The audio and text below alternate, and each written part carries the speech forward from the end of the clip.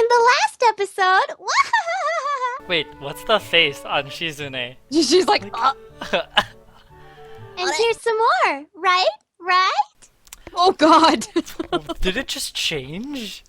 No, it's a different floor. Oh, it's a different. Oh, But that's ooh. equally as creepy. It looks like a baby. Like, oh, that's I don't weird. like it. It's like a man baby. One flight of stairs up, and I run into problems. The yeah, second that picture's super creepy. That's a problem. The second floor hallway is a carbon copy of the third floor one. Wide, of course, and plain, like only hallways can be. The problem is that the library's whereabouts are not as easily determined as one would think. The classrooms are marked with signs stating which class they belong to, but then there is a plethora of other unmarked rooms. Is the library one of them? Or is it just somewhere down the hallway? I bet on the latter and choose my direction at random. After I turn the corner, an unmarked door draws my attention because it's not closed. It's not open either, though, just barely ajar so that I can see its opening and nothing else. It would make sense for the library door to be invitingly open. And while this one is not quite that, it's good enough. At the very least, it means that someone is inside and I can ask for directions no matter how embarrassing that is. It's not Man, you're such a guy. I gingerly push into the center of the door with my fingertips, every muscle on my arm ready to pull back at a moment's notice. The feeling of being an outsider to the school can't be shaken from my mind, so much so that I instinctively fear doing something wrong by entering. The door slowly creaks as if groaning from a deep sleep, though is much easier to open than I anticipated. Leaning over and poking my head even further inside to gain sight of the room as fast as possible, the meek "hello" on my lips is quickly snatched away. Oh my god, people are making out. Or, Oh. oh. Oh. Hello. Hello. This is not as I was expecting. I mindlessly let the door open to its full extent, taking in the sight of the solitary figure taking center stage in the otherwise abandoned room.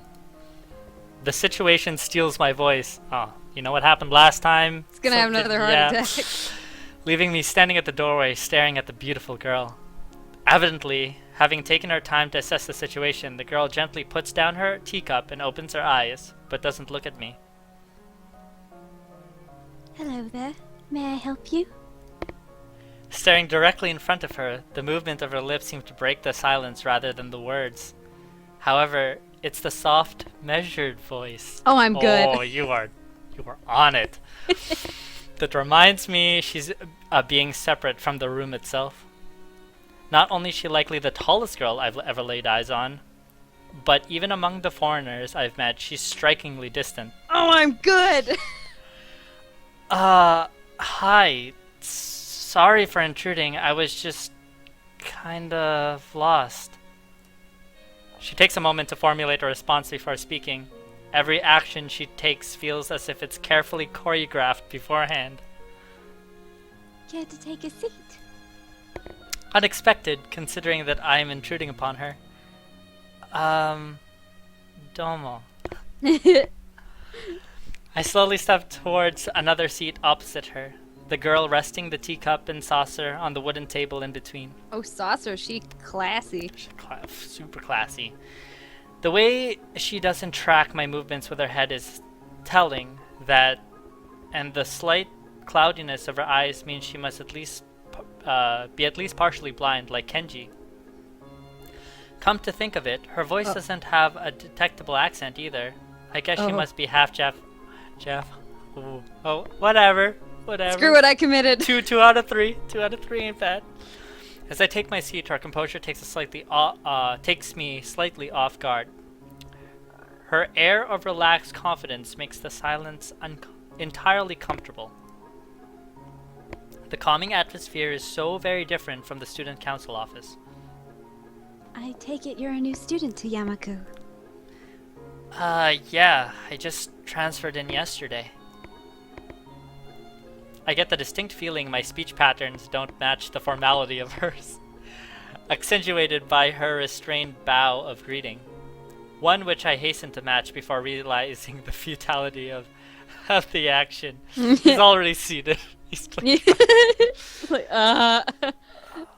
I'm Lily Sato. Pleased to meet you. Oh my god. No. What? I thought she was the daughter of the teacher, but it's Muto. Mato, yeah. It's Yeah. Mato, yeah. Hisao Nakai. She gives a nod before gesturing roughly in the direction of her teacup. Would you care for a drink? Sure. As much as it pains me, I can't keep step with her formality in the proceedings. She gives a kind nod, taking her request in stride. Without another word, she steps off the chair and prepared a second cup of tea from a collection of supplies laid out along a shelf. Wait, she steps off the chair? What? she's just standing on the chair. Yeah. That's how she could bow. Yeah.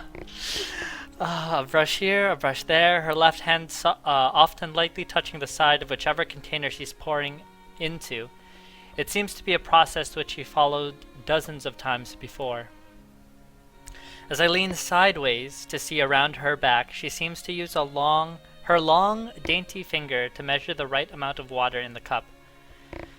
It's one thing to see the different disabilities the students in my class have, but it's quite another to see how everyone seems to adapt. Shizune and Misha have no problem working together to communicate to me, and Lily herself seems to have work around. Workarounds. What, is that? That's not a word. Yes, it is. Oh, so weird. I feel like work arounds for problems I'd never thought of, or work around the problems I'd never thought of. So much better. While I feel slightly guilty about her doing the work, she seems pleased to be following the correct process of the offerer preparing the drink. So, Her soft voice brings me out of my silent observance. which room were you looking for? It's not often this classroom is visited after school. The school library. Shizune and some classmates, you already committed there, buddy, told me it was on this floor. She finishes pouring water into the teacup as she nods, a small metallic tapping coming from the teacup, indicating it being stirred. I'm aware of Miss Hakamichi, as are most students. To be with them means you're in class 3-3, no? That's right. In the science room, with Mutao. She gives a small giggle before settling down the teaspoon and slowly walking towards the table, teacup and saucer in hand. He's quite a character. I imagine you'll come to like him, most do. As she sets down the tea, I gently take it and have a sip. I'm really more of a coffee person, but this seems like a rather bad moment to bring it up. Nonetheless, the smell's quite nice. I hardly think it'd be hard to choke down. What? What a jerk! Yeah. He agreed to the cup of tea. He didn't have to. Yeah. Thanks, Sato. It tastes really nice. She smiles and quickly waves her hand in front of her face. Lily, please, there's no need to be too formal. She says this in spite of her exceedingly well-bred speech. Oh well. I guess I should try to ask her about herself, as it really does seem as if she's catering to me. So, which class are you from? I imagine it's one of the third-year classes? Correct. I'm in class 3-2, which is on the 3rd floor, same as yours. It's taught by Miyagi and is specifically for both blind and partially blind students. I see. Sorry. He didn't have to point it out. That just made it worse. Oh my god, I'm an asshole. Why? Here's hoping you get better. Oh, I feel like slapping myself for the faux pas. Looking at her face, though, she doesn't seem at least a bit put off by it. I get that shit all the time. My, there's no need to change your speech on my account. She's so amused. Sure, sorry. I guess I I'm really showing my newness here. An environment like this would be a big change, so I can't fault you for it. While the same can't be said for everyone, many have come to terms with their conditions. A category which would include her, it seems. All too ready to jump ship from this particular subject, I segue into another. Do you come here to drink tea often? It's a really nice place. Thinking on it, it might be her version of the place behind my school that I like to have lunch at. I don't know why I come here fairly often during lunch times. My duties as class representative don't leave enough time for an official club, so a friend and I use this room for having tea. Class representative, huh? Compared to Shizune, her mannerisms seem to be almost completely opposite. While Shizune's blunt and fiercely driven, Lily seems relaxed and calm, almost aloof. Aloof. Aloof. Aloof. Aloof. Come to think of it, she might be useful for a less biased view of the school's clubs. What clubs are there to join? Or what kind of clubs are there to join? The more popular ones are the track and field club, which uses the field near the school during lunch times, the baseball club, and the book club in a room near the library. There are also numerous small ones too, though, such as the art and music clubs. At a time when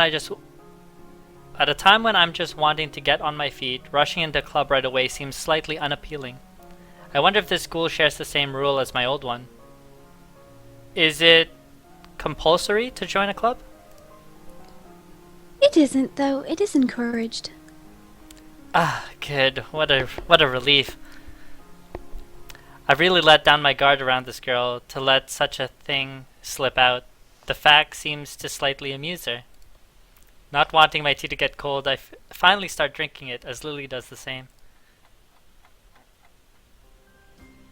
As I look over to the window over her shoulder, I notice the light coming into the room has a distinctly orange tint.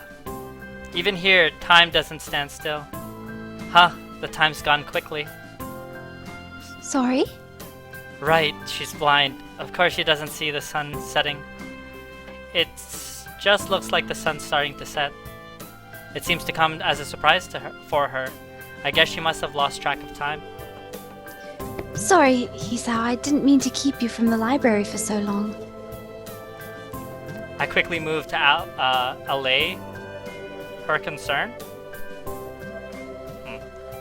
No, it's okay. The library's still open, isn't it? She pauses and takes a moment to think on it. It's probably something I should have asked Shizune when I had the chance, but Lily seems likely to know in any case.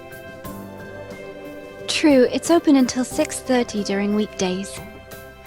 A quick glance at my watch confirms I have well enough time to get there. I might get going in that case. It's been nice talking with you, Lily. She smiles and gives a deep nod, her hands still neatly folded on the table in front of her. It was my pleasure. Oh, come to think of it, shall I show you where the library is? I couldn't possibly ask for more help. I should be able to find it all right. You were lost! The whole point was to ask directions! Well, unless my navigational skills fail me. Which they seem to have a habit of doing. Okay, at least he can admit it. Yeah. It's alright. I was going to be talking to the librarian there in any case. I could introduce you. This gets better and better. It's pretty hard to deny her offer.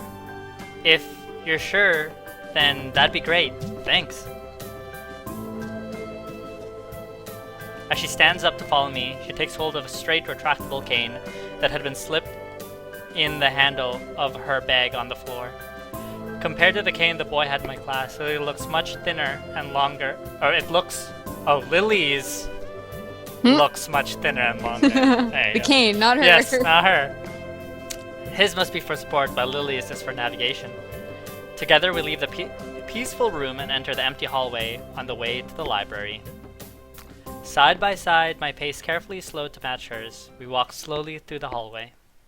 It doesn't take long for us to arrive at the door to a warm-looking room, apparently situated in the center of the floor rather than either wing. Ladies first. She gives an appreciative smile at the gesture, taking the lead as we file in. To the left is the wooden library counter, with the library proper being on the right. It easily dwarfs my old school's library, with a distinct smell of old books, giving the place an almost old world air. There don't seem to be a lot of students here. Considering the time, it isn't a big surprise. Everyone's probably either in the school grounds or the dorms. Yuko, are you here? She says it to thin air since the librarian doesn't seem to be present, and of course Lily can't see this. What's unexpected is that it draws a reaction. Something from under the counter thuds against it, followed by a quiet wail. Oh, is that me? Maeve, you want to be a librarian? Sure. Okay. Ah! The origin, apparently the librarian, quickly crawls out and bounces up to extremely rigid attention. I don't want to be too much like Misha. Misha is like a Yeah. just high pitched and annoying.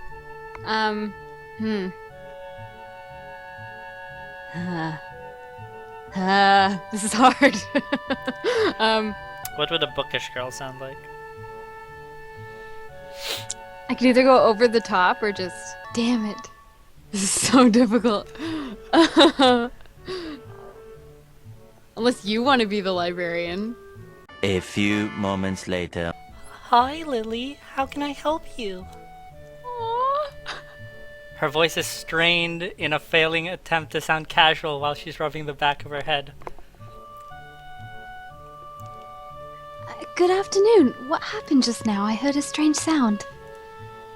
It's nothing. I just hit my head. Oh my god, you're so cute. See, I dropped an eraser under my desk, and while I was looking for it, a pencil dropped, and then when I was looking for both of them, you came and surprised me. Are you alright? I'm sorry. I couldn't know. It's okay. So sorry for making you worry. This is nothing. I've had worse happen to me. Oh. She's quick to reverse Lily's apology, almost frantically, trying to push aside the possibility that she could be in any way inconvenienced by bashing her head on the counter. Yes, worse things have happened. The girl fidgets with her fingers as Lily doesn't seem to drop her concerned expression. And then she shuffles some papers around the counter for no reason. A little shorter than Lily, replete,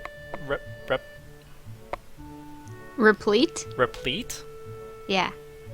with glasses, freckles, and a very troubled look, she seems to fit a library perfectly. Lily, did you get my message? Message. Oh, the 2 imported books that arrived. Right. They finally came. I can't believe it took so long, but... Amidst her celebration, partially for managing to change the topic, I'm sure, she notices me from the corner of her eye and freezes on the spot when she does. Oh no, I'm sorry for not noticing you before. Did you need to check out a book or return one? I'm sorry. I'm so sorry. The way she can so quickly shift between moods is a little unsettling. He's with me, Yuko. This is Hisao, a new student. Hisao, this is Yuko, the school librarian. Pleased to meet you. Hisao, right? Hisao. Pleased to meet you too. Hisao. Oh, that makes... Yeah, for a second she visibly attempts to engrave the name on her mind so she won't forget. Yuko often arranges to import foreign books in Braille for me. Would you like to tell Hisao a little something about the library? Lily's innocent suggestion is met with an expression of abject terror. Please, Lily, I can't. I don't know what he would be interested in. This is too much responsibility. How's it responsibility at all? I don't get it. But her objection is so sincere, I don't doubt for a second that she would rather disembowel herself on the spot. than to tell me where the light novels are. Brutal! I think he's blowing this way out of proportion. Oh, or maybe her look of horror is just like, I'd rather die. Oh. But So, there are a lot of books in Braille here? I attempt to save the day by asking the first thing that pops into my head. It seems to work out at least partially, as Yuko seems to not exactly relax, but at least look slightly less tense. Well, I think about a third or a fourth of Yamaku's library is either in Braille or audio. Makes sense, given all the blind students that'd be here. If it's only that, how come this library is so big in the first place? Well, we get a lot of new books regularly because the library is adequately endowed. That's probably why. They spend more on new books than on my salary, and then I have to organize and shelve all of them. It's so troublesome and they weigh so much. I wish I could just quit this job. Awkward. A very awkward silence follows this revelation of too much information. I'll go check the aisles then, if you don't mind. It's probably for the best, for all of us, if she doesn't keep talking to me. very well. Meanwhile, Yuko, I would have those books if it's all right with you. My first impression was right. The library is surprisingly big. Ambling down the narrow aisles, I study the spines of the books in random order, occasionally sliding one out to read the blurb, taking it with me if it looks good. In a few moments, I have a respectable stack of books in my arms. I guess I'll never be stuck for choice in here. The normality of the book sinks in. Sure, there are large print and braille books scattered throughout, but it is what it is, a library. It's as if the calm mood of the room I had tea with Lily snuck in with us here, unless it was here to begin with. Something about this puts me at ease, just like before. I reach the end of the aisle and find the collection of desks, setting up for study or personal reading. Going a little further, though, I discover a nice quiet corner at the back. While the rest of the library has the odd students sitting at the desk, either reading or stealthily sleeping, the back is pretty much deserted. As I glance around, I see someone who I recognize sitting in one of the several beanbags. Oh, it's the girl with the hair. Yeah! It's the girl with the hair. It's a dark-haired girl from my class, the one who snuck out of the classroom earlier. She's reading a book, keeping it close to her face would make her look like she's really into it. From the way she was acting today, I had her pegged as more of a delinquent than a bookworm. In fact, her mysterious disappearance from class raises all sorts of whys in my head. Intrigue floats slowly but surely towards the surface, and before I know it, I'm walking towards the mysterious long-haired girl. So mysterious. I guess there's no harm in introducing myself as I would with anyone else. She's a classmate after all. Walking over to another beanbag, I take a seat and lay my books beside it. The girl starts looking scaredly up at me from underneath her fringe. This is the first time I'd seen her this close. Underneath her long, dense bangs, I can see part of her face, at least a third, if not a half, is pretty badly scarred. My eyes are immediately drawn to the scars, subconsciously peeking past her hair until they meet her own eyes. For a second, I'm shocked, and divert my eyes to the book in her hand before I realize that looking away probably only makes it worse. Oh. I'm such a dick. It takes too many seconds to collect myself, and I remember what I walked up to her for. Okay, I feel like we need to be delicate with her because she's obviously very skittish and afraid of you. So maybe we should apologize. I am with you there because yeah, we didn't introduce ourselves, which was the right action. Yeah. I feel. So I think yeah, I apologize. We're apologizing or apologizing? Yeah. Okay. Sorry, I didn't mean to startle you. It's okay. The girl certainly doesn't look like it's okay, but I let it slide. So, do you mind if I sit here? She seems to be very uncertain whether it's okay or not for me to sit, but finally, she nods. Just a little. Oh, okay. I take the seat next to her and she hides herself behind her book. Life of Pi. Never heard of it. It's a good Do you book. live under a Yeah. rock? He's been in the well, he's been in the hospital for 4 months, right? Oh yeah, and he did stop watching TV. Yeah. Okay, we'll let it slide. So, sorry again for startling you. I'm Hisao. She looks up from her book, stalling a little before replying. No. We are in the same class. Her speech is stilted and so quiet it's barely audible I even in missed the it still again. library. Ooh, so good. Ah. Somehow I think that my delinquent impression of her was wrong. Ya think? Hanako.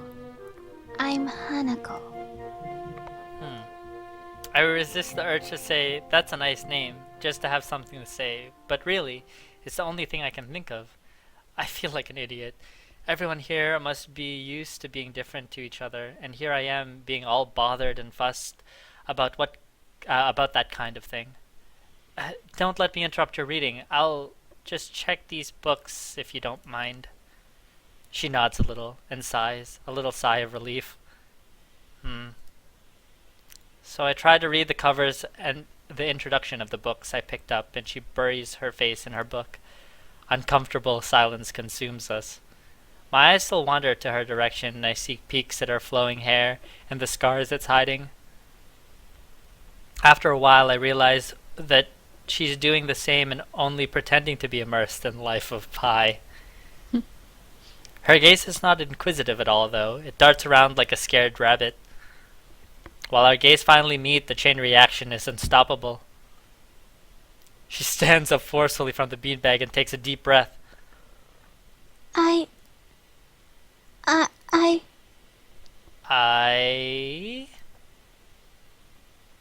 I've gotta go do something. Without warning, Hanako takes off and runs toward the counter. Her hair-like takeoff catches me so off guard that I don't manage to go after her until she has a good head start. You're What? chasing her? Okay, no. Okay. What? Oh, by the time I reach the counter, she's nowhere to be seen. Lily and Yuko are happily chatting away. Knowing that I won't be able to catch Hanako myself, I approach the girls. Hey, did you notice a girl run past here? Maybe. What did she look like? Long, dark hair, kinda shy. She had, well, some scars on her face? You wouldn't be talking about Hanako, would you? Yeah, that's her. I saw her reading and tried to talk to her, but I think I scared her off or something. Oh dear. Yuko, would you excuse me? I had better try and find her.